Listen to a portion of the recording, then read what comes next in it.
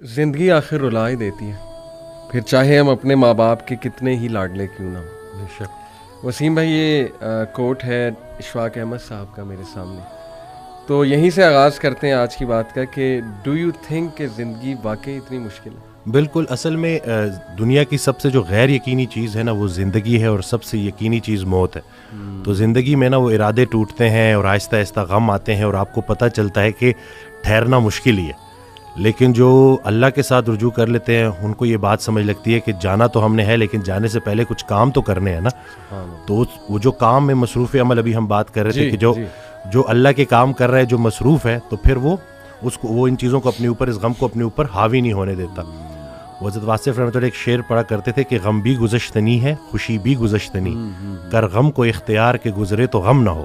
تو یعنی کہ غم کو قبول کرنا ہے، اس کو ریڈ کرنا ہے، اور اس میں نا بڑا لیسن ہے۔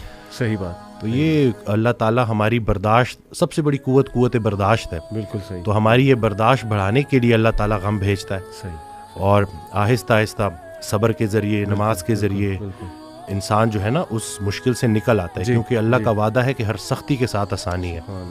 تو سختی کے بعد آسانی ہے، اور اکثر لوگ جو نا امید ہو جاتے ہیں نا، تو اللہ کی رحمت سے نا امید ہونا اصل میں اپنے مستقبل سے نا امید ہونا ہے۔ تو جب آپ اللہ سے پر امید رہتے ہو، ہوپ فل رہتے ہو، تو پھر وہ دن خیر سے گزر جاتے ہیں۔ کیا بات۔ وسیم بھائی، اگر ہم دنیا پہ نظر دوڑائیں، ایسے ایسے غم ہیں نا، یعنی لوگوں کی جب سٹوریز سنتے ہیں اور اوور آل ورلڈ میں دیکھ لیں آپ، اور جو ہسٹری میں پاسٹ میں ہوا ہے، مطلب ایسے ایسے غم آپ کو نظر آئیں گے نا کہ انسان رو پڑتا ہے کہ یار واقعی دنیا میں بڑا غم ہے۔ لیکن اگر ہم یہیں پہ رک جائیں نا کہ بس دنیا میں بڑا غم ہے، زندگی بہت مشکل ہے، تو پھر تو ہوپ لیسنس ہے، پھر تو جو ہے نا وہ ایک ڈارکنیس ہے، ایک اندھیرا ہے۔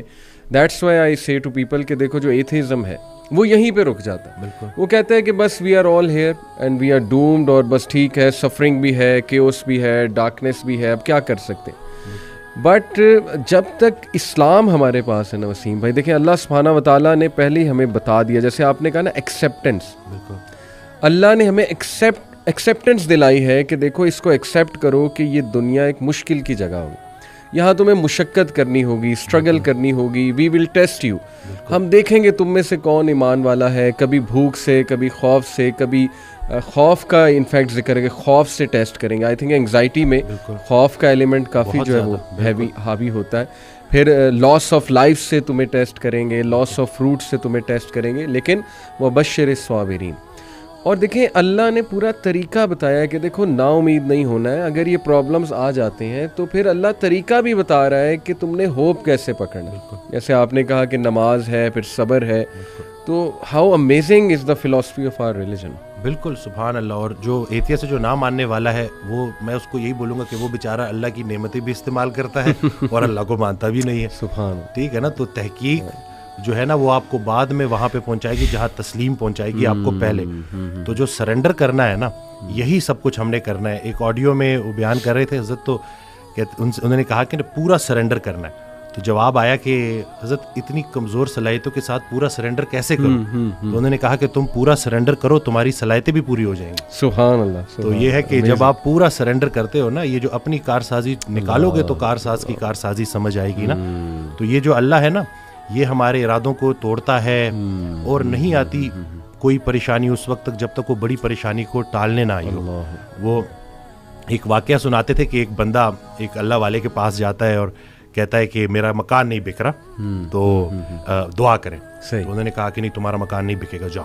تو وہ بڑا پریشان ہوتا ہے، پھر دوبارہ جاتا ہے، کہتا ہے کہ آپ دعا کریں، کہتے چلو میں دعا کر دیتا ہوں۔ وہ مکان بک جاتا ہے۔ تو وہ اس اللہ والے کے پاس جاتا ہے اور اس سے پوچھتا ہے کہ آپ جب میں پہلی دفعہ آیا تو آپ نے کہا کہ مکان نہیں بکے گا، صحیح، اور جب دوسری دفعہ آیا تو آپ نے کہا کہ بک جائے گا۔ تو کہتے ہیں کہ پہلی دفعہ جب تم آئے تھے تمہارا ماتھا روشن لگ رہا تھا، صحیح، تمہارے ماتھے پہ خوش قسمتی کے آثار تھے۔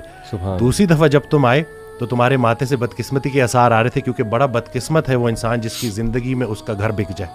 تو جو چیز تم اپنے لیے پسند کر رہے ہو، جس چیز پہ تم جشن منا رہے ہو، وہ اصل میں تمہارے استغفر اللہ کا مقام ہے جس کو تم الحمدللہ کہہ رہے ہو. صحیح. انسان جو ہے نا وہ جلد باز ہے, وہ کہتا ہے کہ بس میرے اللہ کو اپنے مطابق چلانا چاہتا ہے. صحیح بات. اور اللہ نے ہمارے لیے کتنی خیر رکھی ہوئی ہے, کتنی آسانی رکھی ہوئی ہے, ہمیں خوش کرنے کے لیے اللہ کے پاس اتنا کچھ ہے, لیکن ہم جلد بازی میں اور نا امیدی میں اس سے محروم ہو جاتے ہیں. اور شیطان جو ہے نا وہ ہماری رگوں میں خون کی طرح دوڑتا ہے. صحیح. تو اس کا طریقہ واردات ہے ہی یہ وسوسہ دینا. وسوسہ جو ہے نا وہ ایمان کی نفی ہے, اور یقین جو ہے نا وہ وسوسے کو نفی کرتا ہے. کیا بات. تو ہم نے یقین کو پختہ کرنا ہے. یقین نور ہے, شک اندھیرا ہے. تو اسی طرح سے یہ وسوسے کے اوپر سوال کیا گیا تو حضرت کہتے ہیں کہ میرا اللہ پہ یقین بے گماں ہے جو علم بن گیا.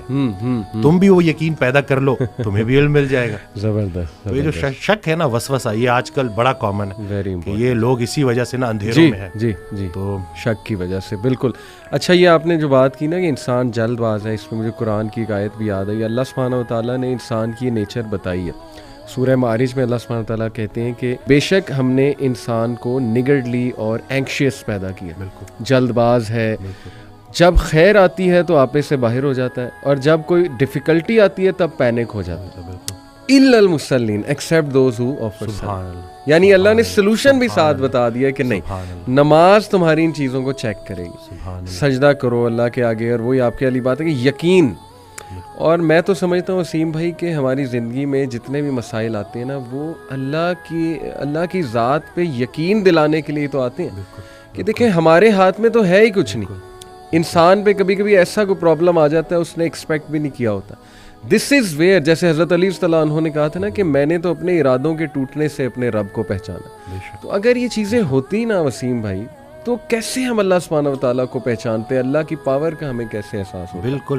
اشفاق احمد صاحب کی بات سے آپ نے سٹارٹ کیا تھا تو مجھے ایک واقعہ یاد آ گیا کہ ایک شخص ان کے پاس گیا اور کہا کہ اشفاق صاحب کوئی زندگی آسان کرنے کی ٹپ دے دیں. تو انہوں نے کہا میں تمہیں موت آسان کرنے کی ٹپ نہ دوں. تو کہتے ہیں چلے وہی دے دیں. کہتے ہیں اگر تم اپنی موت آسان کرنا چاہتے ہو تو جاؤ کسی کی زندگی آسان کر دو. اللہ. تو جو اللہ کا کام کرنے والے ہوتے ہیں وہ گلہ نہیں کرتے, وہ شکر کرتے ہیں اور لوگوں کے کام آتے ہیں. وہ سارے کام جو ہے نا وہ اللہ پہ نہیں ڈالنے, اللہ کے بہت سارے کام ہیں جو ہم نے کرنے ہیں. اور دوسرا یہ کہ خواہشات, یہ جو دنیاوی خواہشات ہیں, یہ جو فانی چیزوں کی محبت ہے, آپ کو جیتے جی فانی کر دیتی ہیں.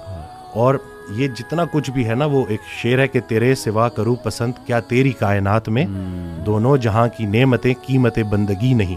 تو اللہ جو ہے نا اس کو ہم نے کسی چیز کسی لالچ سے ہٹ کے صرف اللہ کیونکہ عبادت کے لائق ہے اور اللہ خالق ہے, اور ہم نے اپنے حالات کو نہیں دیکھنا, بس ہم نے ماننا ہے. امیر انسان اگر اللہ سے دور ہے تو امیری اس کے لیے آزمائش ہے, غریب انسان اگر اللہ سے دور ہے تو غریبی اس کے لیے آزمائش ہے. بلکہ وہ ایک آڈیو میں ارشاد فرماتے ہیں کہ جو غریب ہے نا وہ بھی غنی ہو سکتا ہے.